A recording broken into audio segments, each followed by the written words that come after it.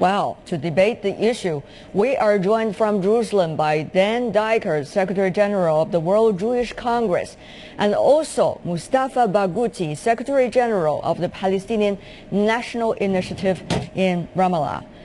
Mr. Barghouti, what is your reading to the UNESCO win by the Palestinians?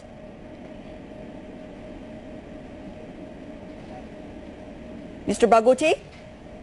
I cannot hear you. Can you repeat the question? Sure. What is your reading to the Palestinians' win this time at the UNESCO?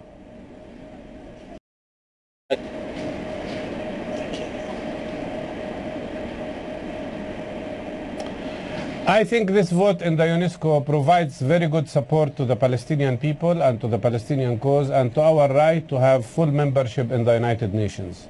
All right. Nobody can understand why Israel and the United States are objecting to our right to be members in the UNESCO if they are agreeing with the fact that we should have a Palestinian independent state. So in my opinion, this vote is very important. We will go to every other agency and try to get the membership. And this objection to Palestinian membership in the UN reminds us of the time when some countries like the United States were objecting the membership of China and the right of the Chinese people to be represented by their government. So this is, in my opinion, a very important step forward towards the recognition of our right for independence or freedom. All right. And ending occupation. Okay, Mr. Diker, on the other hand, Mr. Barghouti said he didn't understand that we should subject our freedom to Israeli dictation.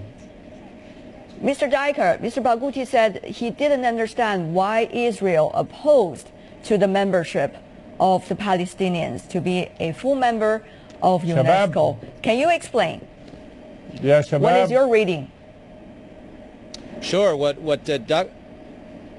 Barghouti seems to forget, because it might be temporary amnesia or willful neglect, is that the Palestinian Authority has set the world into a spiral of chaos by playing a very cynical game and sidestepping international law, violating all norms of diplomatic protocol, which had called for the Israelis and the Palestinians to negotiate a final status solution to the Palestinian-Israeli conflict. And what they have done, and where Mr. Barghouti is one of the great champions of this gross and criminal violation of international law, is to go to an affiliate of the United Nations without negotiating and insist that the Palestinian receive its membership. And it was a very sad day for UNESCO that it accepted a non-state actor who has rockets falling on young children, thousands of young children, from the Gaza Strip into Israel, over which the Palestinian Authority wants for its own state.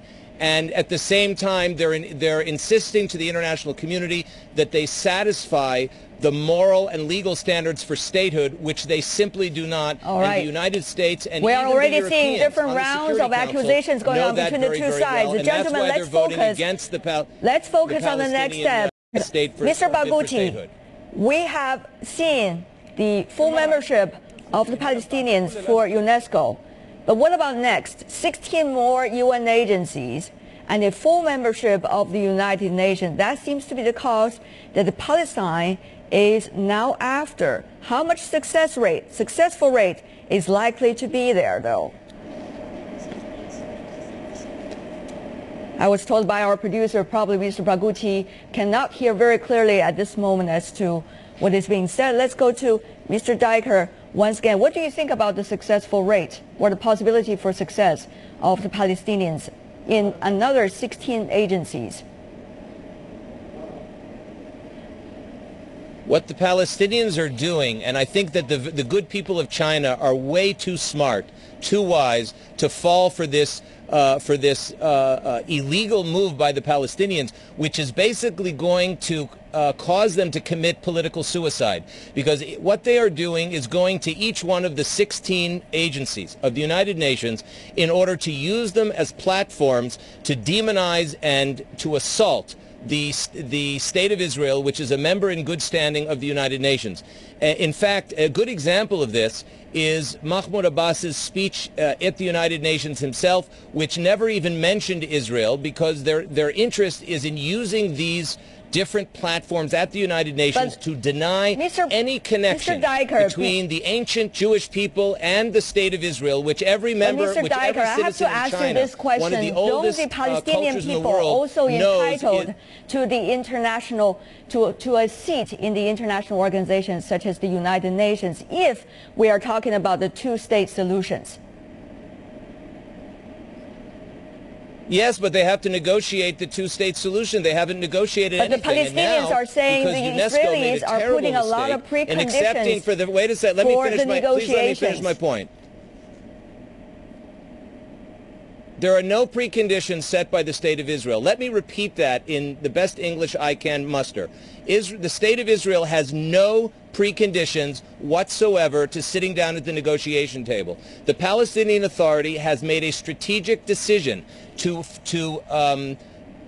not to negotiate with Israel and instead go unilaterally to the United Nations, which is essentially in defiance of the international community, in defiance of all signed agreements with Israel that were witnessed by the United States and the European Union. So what they are doing is turning the entire diplomatic world on its head because they want to make a cheap victory, and that's what they're doing. And I will repeat that what they are really doing, much to my great regret, is committing political suicide. We have to wrap up this session of our discussion for now because Mr. Mustafa Barghouti cannot hear very clearly from the other side of the line, and it is not fair if we're not getting the two sides to talk together about their own perspectives. But we would like to thank you, Dan Diker, for being on our show. Thank you very much. We'd also like to express our appreciation for Mr. Mustafa Barghouti. Thank you as well, sir.